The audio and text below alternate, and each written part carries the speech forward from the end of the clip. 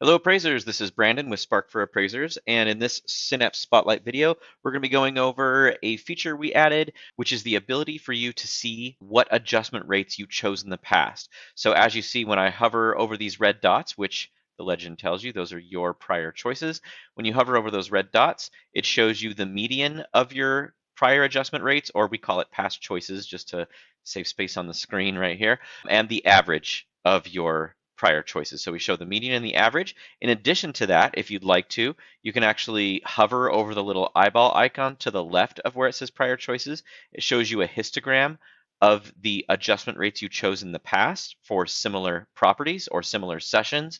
And these are not real adjustment rates I chose in appraisals, but you can see in this example here, the majority of the selections I made were between $10,000 and $15,000 for garage stalls here. And then I had some a little higher, some a little lower.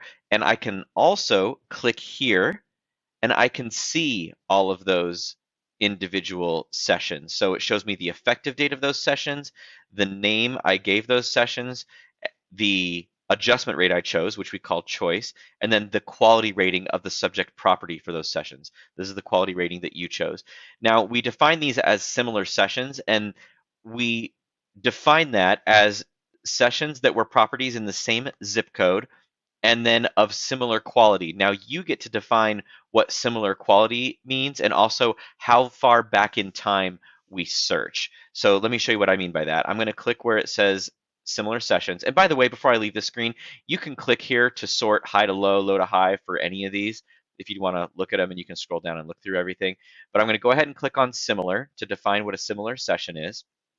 And you can see, first of all, we can choose a quality range, which is what the default setting is. We can choose no limit on quality, which means it will pull up any prior sessions for that median and average from no matter what the quality was of the subject property. And we do use the UAD quality rating, Q6 at the low end up to Q1 at the high end, but we do have half steps in between. So you can have a Q3 and then going up, you have a Q3 plus. Then going up, you have Q2 and then Q2 plus, and so on. So that's the way it works in here. We have half steps. So I can choose no limit. As I said, I can say it has to be an exact match in quality. So if I chose Q4 plus, that means in order to show up in that list of similar sessions, it has to be a Q4 plus as far as my rating of that property in that session. Or I have a quality range. And so quality range right now, the default is plus or minus one half step. So as an example, if my subject property is Q4 plus, one half step up would be Q3, and one half step down would be Q4. So that means it will choose any sessions where my subject property was Q4, Q4 plus, or Q3. That's what it means to have a plus or minus one half step. But you can decide what you want that range to be, or to have no range and say it has to be an exact match. And then lastly, you can limit by time. So I can check this box, which means yes, I want to limit it by time. You uncheck it, that means it will pull in all sessions you've ever done, no matter what the effective date was. And by the way, when it says time, we are talking about effective date. So looking back in time based on the effective date you chose, and in this case, we're going back 12 months.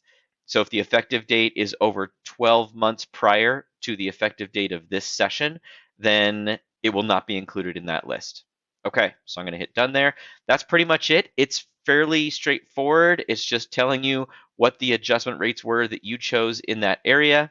It does do it based on what we call a quote unquote similar session. And like I said, that's defined as being in the same zip code, whatever your choices are for quality rating and how far back in time it will look.